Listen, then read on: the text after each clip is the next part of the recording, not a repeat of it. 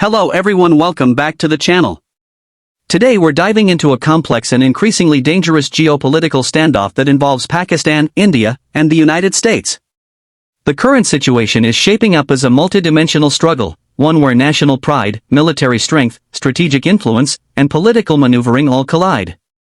To understand it properly, we need to examine it from different angles: the external appearances, the internal structures, the performance of each nation in terms of power projection, their safety mechanisms to prevent escalation, their unique positions in this triangular relationship, the costs and risks involved, and finally, what conclusions we can draw from it. From the outside, the exterior of this standoff is tense, almost fragile. Pakistan and India are neighbors with a long history of conflict, marked by wars, border skirmishes, and above all, the unresolved Kashmir dispute.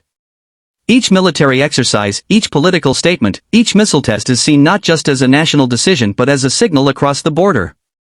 On the other hand, the United States, while geographically distant, sits very close in terms of influence.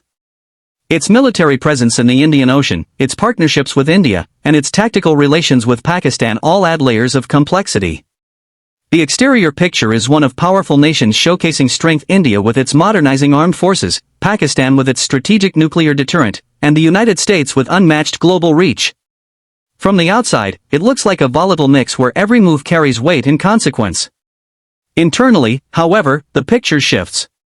For Pakistan, the internal narrative is one of survival and sovereignty. The country has to balance its economy, internal security challenges, and its defense commitments. For India, the interior is about ambition and status, becoming a regional and eventually global power, and ensuring its security against both Pakistan and China. For the United States, the internal considerations are strategic influence in Asia, balancing China's rise, and ensuring that South Asia doesn't slip into uncontrollable conflict. The interior view of each country explains why they act as they do, but it also shows that their goals often clash with one another, creating the friction we see at the borders and in diplomatic arenas. When it comes to performance, the comparison is striking. India has steadily improved its conventional military forces, investing heavily in advanced aircraft, naval power, and missile defense. Its economy supports modernization, giving it a performance edge in long-term competition. Pakistan, while economically weaker, leverages smart strategies, asymmetric warfare capabilities, and above all, its nuclear arsenal to maintain deterrence. Its military has proven resilient, trained in real conflict conditions, and capable of responding with agility. The United States, of course, operates on a completely different level. Its performance is unmatched in terms of technology, global logistics, and precision strike capabilities. But its challenge lies in commitment, how much it is willing to involve itself in South Asia, given other global priorities. Together, the performance of these three players sets the stage for a dangerous equilibrium where any miscalculation could have massive consequences. Safety features in this standoff are limited but crucial. For India and Pakistan, the nuclear deterrent acts as a powerful safety mechanism, discouraging all-out war even when tensions rise. Both countries maintain hotlines, back-channel communications, and diplomatic protocols designed to prevent misunderstandings from spiraling out of control. The United States, too, often plays the role of mediator, using diplomacy and pressure to cool tempers during crises. However, these safety features are not foolproof. Border clashes, militant attacks, or political provocations can easily bypass these systems, leading to escalation before safety nets can engage. Unlike a machine with a guaranteed safety lock, geopolitics depends on human judgment, and human judgment can fail under pressure. What makes this standoff unique are the selling points that each side brings to the table. For Pakistan, its unique strength lies in its strategic geography, connecting South Asia, Central Asia, and the Middle East. It also possesses a nuclear deterrent that guarantees its voice cannot be ignored. India's unique selling point is its size and potential. With a massive population, growing economy, and increasingly modern military, India positions itself as a counterbalance not just to Pakistan but also to China, making it attractive as a partner for the United States. For the US, its unique point is influence.